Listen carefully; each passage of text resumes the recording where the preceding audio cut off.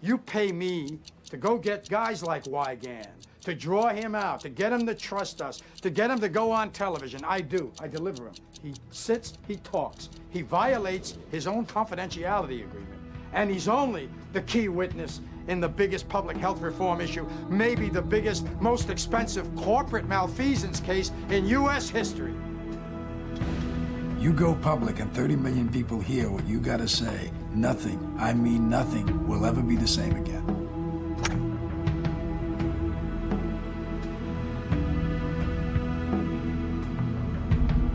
Lowell had an awareness that this guy needed to do this.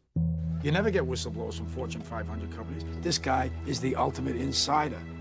He's got something to say, he wants to say it, I want it on 60 Minutes. Lowell is as cosmopolitan, as world-wise, as street-wise as you get. And here's Jeffrey Wigand working for a tobacco company in Louisville, Kentucky, you know. They're radically different people. I signed a confidentiality agreement. I honor agreements.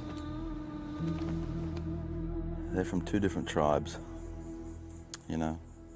They have different rules for everything. And maybe for the audience, it's just voyeurism, something to do on a Sunday night, and maybe it won't change a thing. And people like myself and my family are left hung out to dry, used up, broke, alone. I didn't immediately trust him. I mean, that evolved over time. Big tobacco is a big story, and you got something important to say, I can tell. I think he always appreciated the power of his former employer.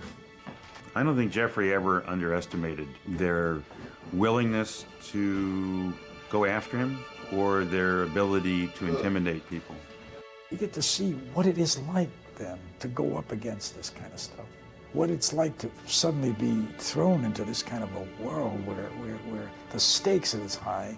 They're gonna dig up stuff from your past and throw it at you. Shoplifting, failing to pay child support. Worst kind of an organized smear campaign against a whistleblower. He's not a hero in any easy sense. He's not a man with a white hat. Ain't got no silver bullets, baby.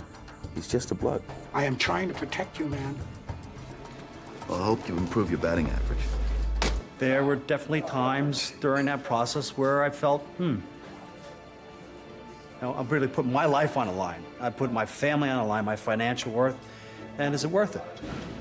You're assaulted psychologically. You're assaulted financially.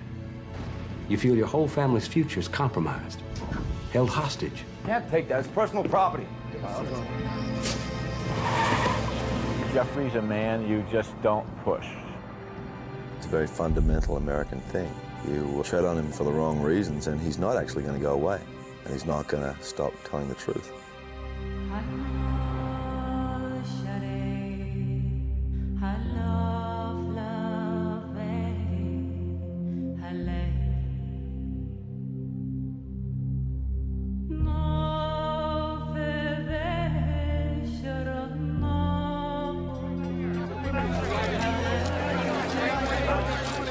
I don't think he realized up until he talked to Lowell and then later to me that what he had was of such value to the public.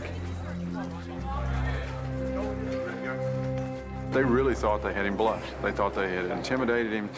They had done everything they could possibly do legally to threaten him. Mr. Wigand, I am instructing you not to answer that question.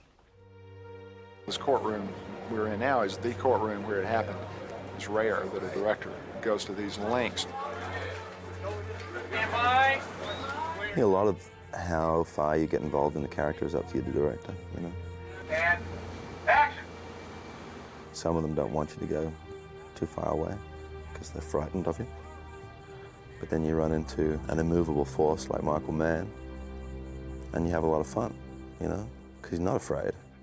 Russell Crowe and I spent time talking about somebody's willing to tie you up in court and issue a blank check. They could ruin your life.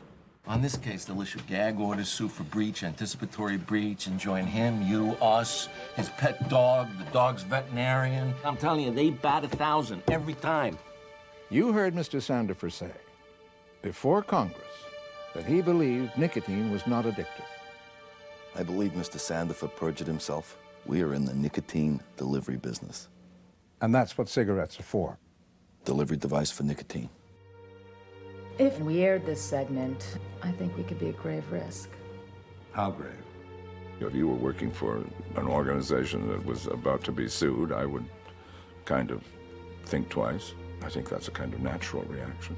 He can talk, we can air it. They've got no right to hide behind a corporate agreement. I don't think he should ever feel that there's anything wrong with that decision, as far as I can make out. And then he changed his mind. Mike. Mike? Mike! Try Mr. Wallace.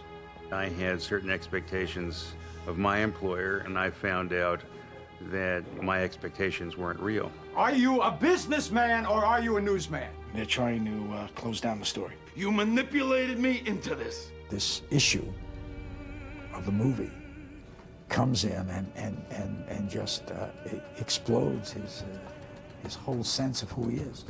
I'm Lowell Bergman, I'm from 60 Minutes. You know, you take the 60 Minutes out of that sentence, nobody returns your phone call. Both men wind up questioning some of the most fundamental things in their life. They're not well-varnished heroes. They are just ordinary people in extraordinary circumstances dealing with massively dramatic pressures. This has only just begun. I think Jeffrey set in motion a series of battles that will, you know, have a definitive outcome in the future. But not today and not tomorrow. I told the truth. It's valid and true and provable. These people... That's not the point, whether you told the truth or not. Hello? I told the truth.